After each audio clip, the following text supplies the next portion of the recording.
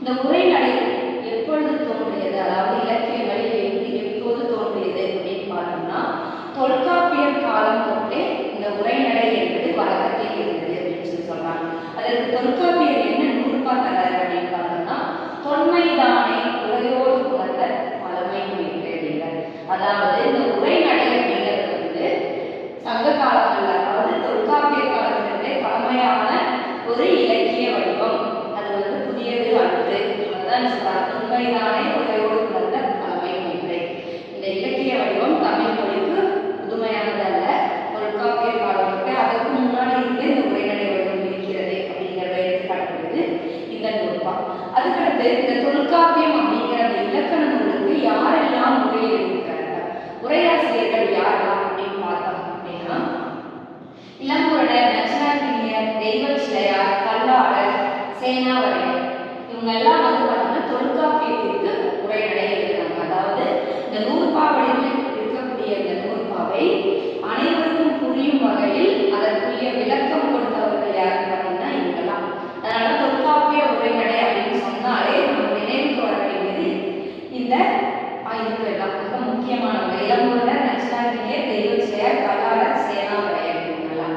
அடுத்தபடியா இளங்கோவடிகள் உரைநடை அப்படின்னு பார்த்தோம்னா இந்த இளங்கோவடிகள் அப்படின்னா யாருன்னு பார்த்தோம்னா சிலப்பதிகாரத்தை எழுதியவர் இளங்கோவடிகள் அப்படின்னு சொல்லுவாங்க.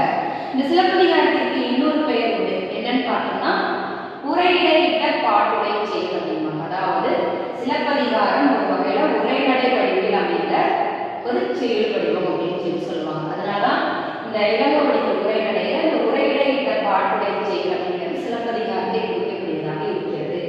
அதே போல இந்த உரையிடையிட்ட பாட்டுடை செயலுக்கு இன்னொரு இரண்டு நூல்கள் உதாரணமாக அமைகிறது அப்படின்னு சொல்றாங்க. என்னென்ன நூல்கள் அப்படின்னு பார்த்தோம்னா தகடூர் யாத்திரை, பாரத வெண்பா. தகடூர் யாத்திரை, பாரத வெண்பா இந்த இரண்டு நூல்களும் உரையிடையிட்ட பாட்டுடை செயலுக்கு சிறந்த எடுத்துக்காட்டு அப்படின்னு சொல்றாங்க.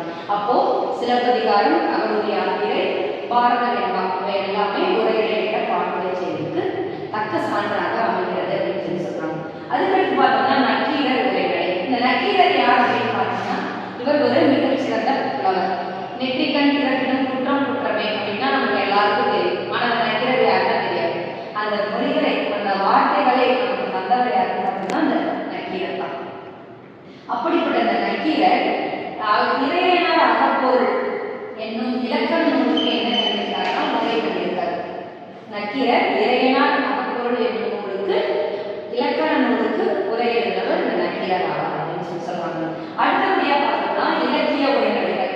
இது நம்ம பொதுவாக என்ன பார்த்தோம்னா தொல்காப்பிய உரைகளை பார்த்தோம், இளங்கோவடிகள் அதாவது இலக்கண நூல்கள், காப்பியங்கள், அதுக்கடுத்தபடியா சங்க இலக்கியங்கள் அப்படின்னு எடுத்துக்கிட்டோம்னா இந்த இலக்கிய உரைநடைகள்ல அவங்க என்ன சொல்றாங்கன்னா 10 பாட்டு நூலுக்கும் சீவக சிந்தாமணிக்கும் உரை எழுதுறவங்கள ரொம்ப முக்கியமானவங்க யார் அப்படின்னு பார்த்தோம்னா நச்சினார்க்கினியர் அப்படிங்கிறாங்க. அதாவது சங்க இலக்கிய நூலான 10 பாட்டு எழுத்தொகை நூல்கள்ல 10 பாட்டு நூலுக்கும் அதே போல 5 காப்பிய நூல் சீவக சிந்தாமணிக்கும் உரை கண்டவர்கள் யார் அப்படின்னு பார்த்தோம்னா நச்சினார்க்கினியர் அப்படின்னு சொல்றாங்க.